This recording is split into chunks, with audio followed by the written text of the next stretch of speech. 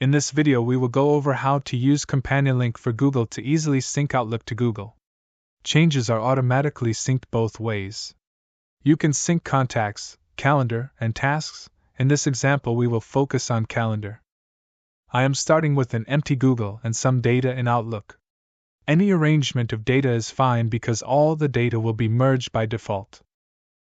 To begin, visit CompanionLink.com in a web browser.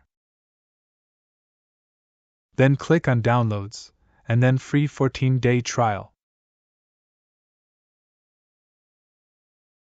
Click the Download button next to CompanionLink for Google. Fill in your information, then click Download.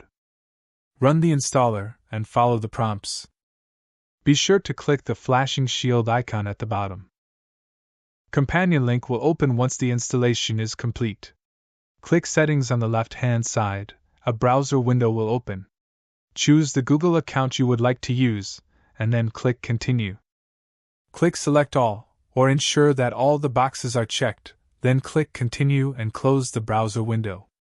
Once you return to the home screen in CompanionLink, you can begin a sync.